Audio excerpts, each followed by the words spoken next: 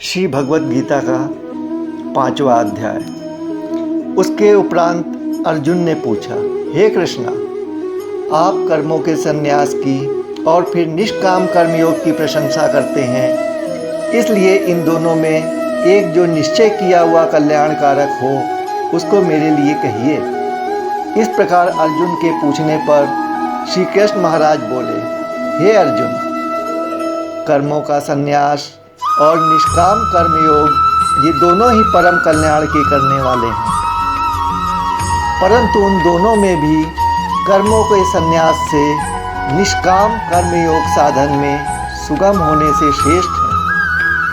इसलिए हे अर्जुन, जो पुरुष न किसी से द्वेष करता है और न किसी की आकांक्षा करता है, वह निष्काम कर्मयोगी सदा सन्यासी ही समझने योग्य है, क्योंकि राग द्वेषादि द्वंद्वों से रहित हुआ पुरुष सुखपूर्वक संसार रूपी बंधन से मुक्त हो जाता है। हे अर्जुन, ऊपर कहे हुए संन्यास और निष्काम कर्मयोग को मूर्ख लोग अलग अलग फल वाले कहते हैं, ना कि पंडित जन, क्योंकि दोनों में से एक में भी अच्छी प्रकार स्थित हुआ पुरुष दोनों के फल स्वरूप परमात्मा को प्राप्त होता है। ज्ञान योगियों द्वारा जो परम धाम प्राप्त किया जाता है, निष्काम कर्म योगियों द्वारा भी वही प्राप्त किया जाता है। इसलिए जो पुरुष ज्ञान योग और निष्काम कर्म योग को फल स्वरूप एक तरह से देखता है, वह ही यथार्थ देखता है। परंतु हे अर्जुन, निष्काम कर्मयोग के बिना संन्यास अर्थात मन, इंद्रियों और शरीर द्वारा होने वाले संपूर्ण कर्मों में कर्तापन का त्याग प्राप्त होना बहुत कठिन है, और भगवत स्वरूप को मनन करने वाला निष्काम कर्मयोगी परम ब्रह्म परमात्मा को शीघ्र ही प्राप्त हो जाता है। हे अर्जुन, वश में किया हुआ शरीर जिसके जितेंद्रिय और विशुद्ध अंतःकरण वाला एवं संपूर्ण प्राणियों के आत्मस्वरूप परमात्मा में एक ही भाव हुआ निष्काम कर्मयोगी कर्म करता हुआ भी दीपायमान नहीं होता। हे अर्जुन, तत्व को जानने वाला सांख्य योगी तो देखता हुआ, सुनता हुआ, स्पर्श करता हुआ, सूंघता हुआ, भोजन करता हुआ, गमन करता हुआ, सोता हुआ, श्वास लेता हुआ, बोलता हुआ, त्यागता हुआ, ग्रहण करता हुआ तथा आँखों को खोलता और मिचता हुआ भी सब इंद्रियों को अपने अपने अर्थों में बरत रही हैं। इस प्रकार समझता हुआ निसंदेह ऐसा माने कि मैं कुछ भी नहीं करता हूँ, परंतु हे अर्जुन, देहाभिमानियों द्वारा यह साधन होना कठिन है और निष्काम कर्मयोग सुगम है, क्योंकि जो पुरुष सब कर्मों को परमात्मा में अर्पण करके और आसक्ति को त्याग कर कर्म करता है, वह पुरुष जल से कमल के पत्ते के सदृश पाप से लिपायमान नहीं होता। इसलिए निष्काम कर्मयोगी ममतत्व बुद्धि रहित केवल इंद्रिय, मन, बुद्धि और शरीर द्वारा आसक्ति को त्याग कर अंतःकरण की शुद्धि के लिए कर्म करते हैं।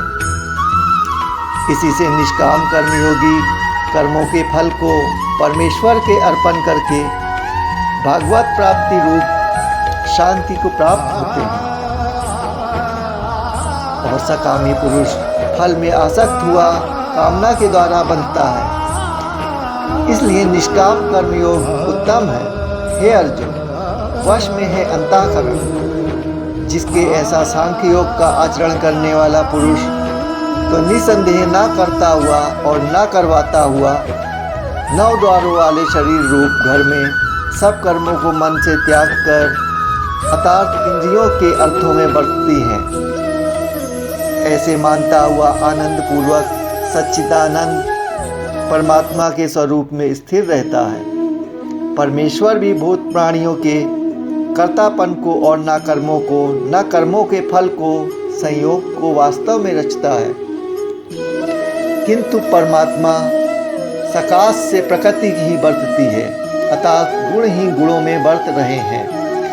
सर्वव्यापी परमात्मा न किसी के पाप कर्म को और न किसी के शुभ कर्म को ग्रहण करता है, किंतु माया के द्वारा ज्ञान ढका हुआ है।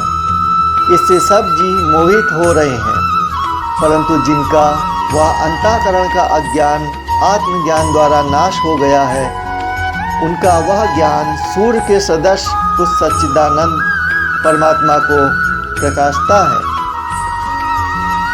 हे अर्जुन, मन जिनका और उस सच्चिदानंद परमात्मा में ही है, निरंतर एक ही भाव से स्थिति जिनकी, ऐसे तत्परायण पुरुष ज्ञान के द्वारा पाप रहित हुए पुनरावृत्ति को अर्थात परम गति को प्राप्त होते।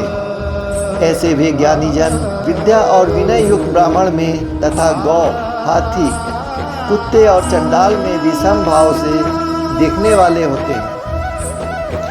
इसलिए जिनका मन समत्व भाव में स्थिर है, उनके द्वारा इस जीवित अवस्था में ही संपूर्ण संसार जीत लिया गया है, अर्थात वे जीते हुए संसार से मुक्त हैं, क्योंकि सच्चिदानंद प्रभु निर्दोष और सम हैं। इसलिए वे सच्चिदानंद घन परमात्मा में ही स्थिर हैं। जो पुरुष प्रिय को अर्थात जिसको लोग प्रिय समझते हैं, उसको प्राप्त होकर हर्षित नहीं हो और अप्रिय को अर्थात जिसको लोग अप्रिय समझते हैं, उसको प्राप्त होकर उद्वेगवान ना हो, ऐसा स्थिर बुद्धि संशय रहित ब्रह्मवेत्ता पुरुष सच्चिदानंद घन परम ब्रह्म परमात्मा में एक ही भाव से नित्य स्थित है।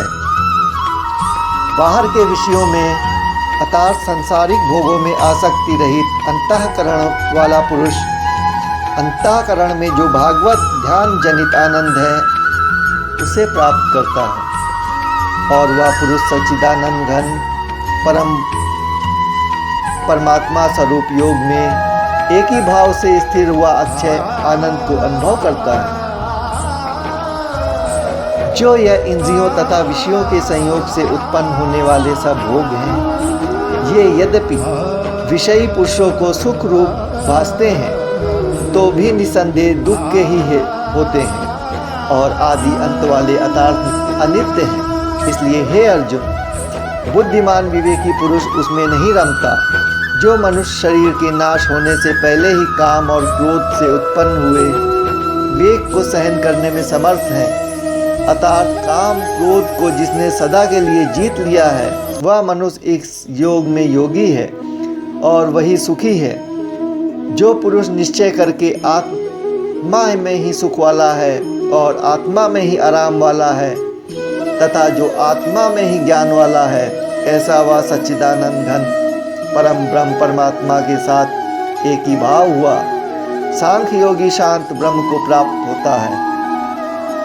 नाश हो गए हैं सब पाप जिनके, तथा ज्ञान करके निवृत्त हो गए हैं जो लोग, और संपूर्ण भूत प्राणियों के हित में है रति जिनकी एकाग्र हुआ है भगवान के ध्यान में चित्त जिनका, ऐसे ब्रह्मवेत्ता पुरुष शांत परम ब्रह्म को प्राप्त होते हैं।